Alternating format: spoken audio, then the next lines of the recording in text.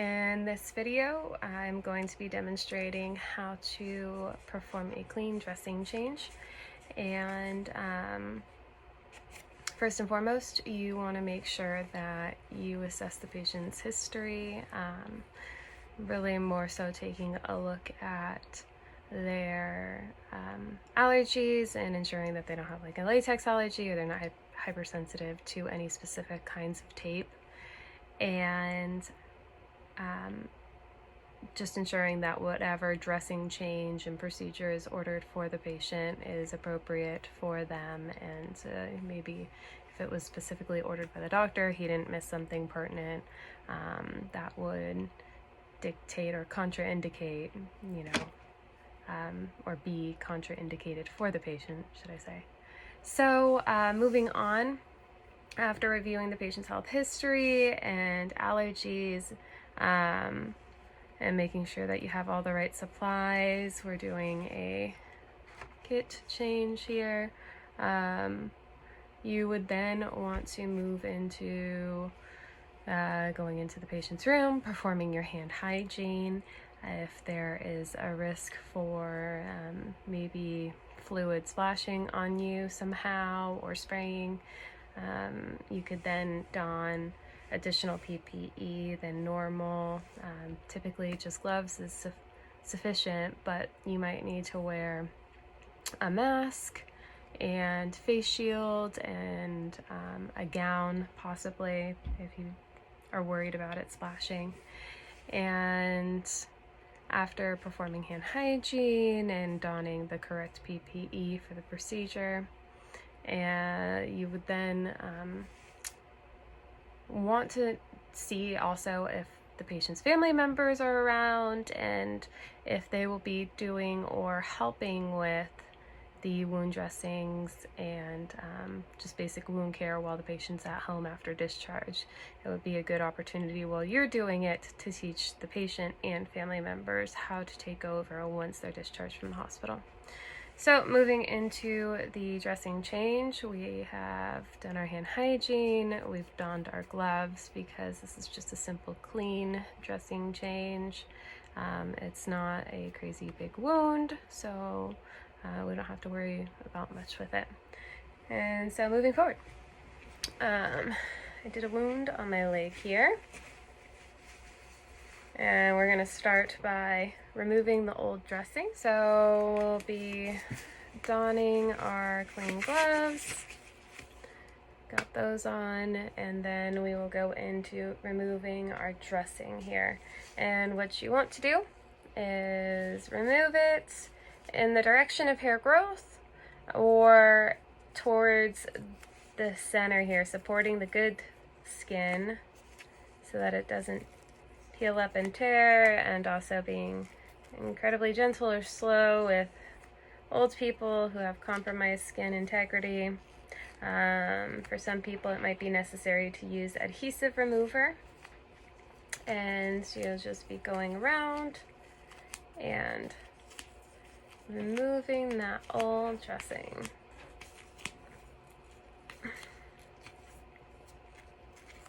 So when you take it off, you'd want to inspect the drainage on the bandage before throwing it away.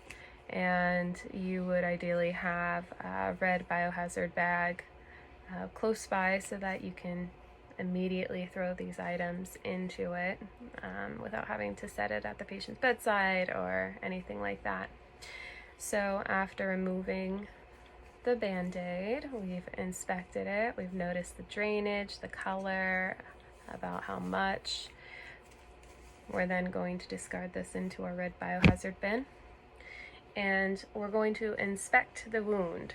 So on mine, we want to make sure that there's good granulation and that is healthy tissue growing in, that it has a defined border and it's looking good and healthy, or if maybe there is necrotic tissue that is dying off and maybe needs to be removed and debrided, or if you can tell here the light redness Maybe there is some swelling or edema going on, maybe some bruising, and you'd want to take note and document all of these things within the patient's chart, or keep it in mind for when you're done with the procedure to be able to document appropriately. So after assessing the wound for the color and quality of the skin and quality of the wound healing or exudate, noting if drainage is purulent or serosanguinous, just anything to kind of identify the health and healing of the wound.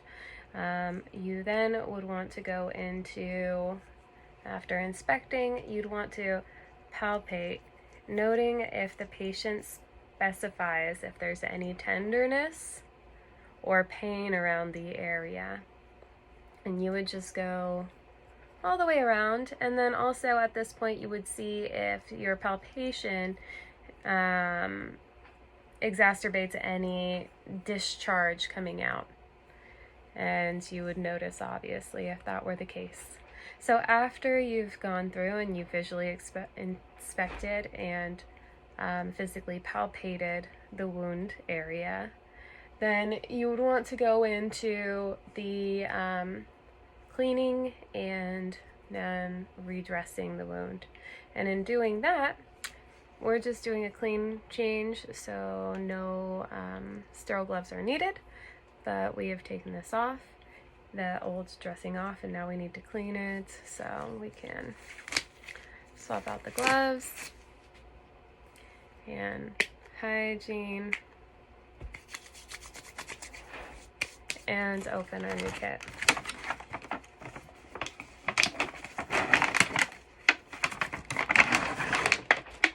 And in the new kit, we have gloves, some sterile gauze, it looks like a ChloraPrep, and mask.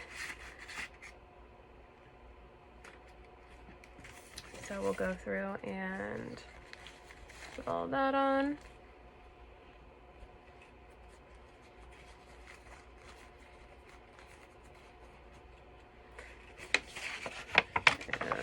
I'm gonna put my kit over here. It does look like we're doing sterile technique, so we're going to put on our gloves, and in doing so,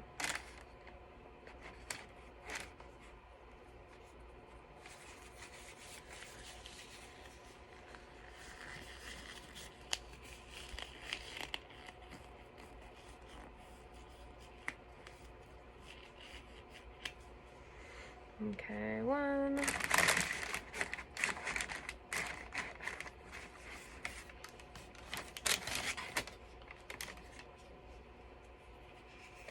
and two,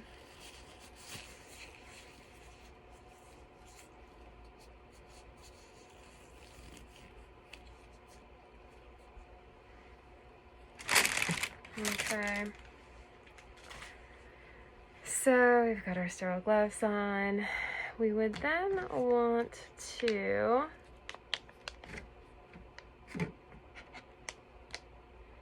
use our swab stick here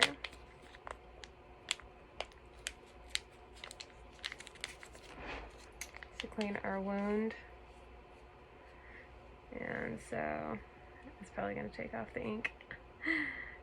So you'd want to clean the wound, just a nice pass, and rotating like such. And then we would discard of that swab appropriately. And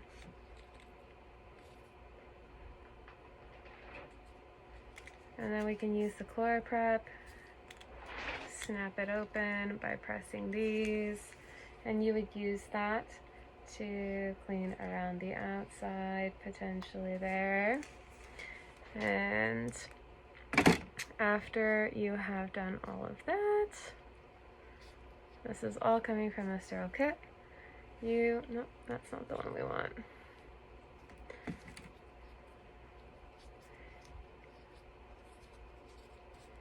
You may want to then go and pat the area dry.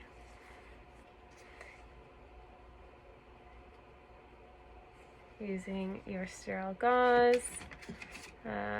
If you need to kind of identify tunneling or anything going on with the wound, you can use the sterile swab here, and you can kind of get a good idea of the depth. This can also be used for deeper, narrower wounds, maybe like punctures to help clean out. And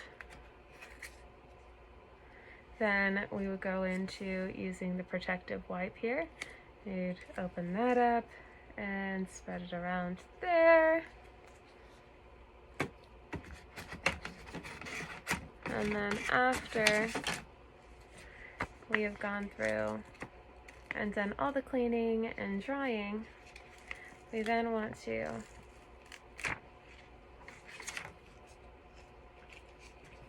put on our transparent dressing. And at this point, we have assessed it. We've gotten the color and the quality of the wound. And this is kind of big, but I'm just gonna place it flat. You don't need to stretch it. You lift it up on one side here. And we have our skin protectant on underneath, keeping that skin nice and good. And that'll keep it dry and clean and able to heal. And then after we're done applying our new dressing, we then want to remove our gloves, perform hand hygiene. We'll probably don some just regular clean gloves, clean up our supplies, and make sure that we label the dressing. And we want to label that with the date. Sometimes the time is required, but the nurse who performed the dressing change needs to initial it. Once you're completely done in the room and all of the supplies is taken care of and thrown away in biohazard bins or regular trash cans, you would perform hand hygiene, make sure that the patient and family is educated on the process and is able to repeat back the steps, or at least well on their way to being able to do so and manage the wound care independently. After that, you just want to make sure that your patient is not experiencing any pain. It may have been necessary to pre-medicate before the procedure, and if they denied it before the procedure, they may want to take you up on the offer after the fact if it was uncomfortable. And sometimes you might need to stop midway through to be able to medicate the patient if they decide in the middle of that and then all of a sudden they want it. So all things to be considered. Once you're done, always last thing that you're going to be doing is your hand hygiene, ensuring the patient's comfortable, has their call light, and exiting the room.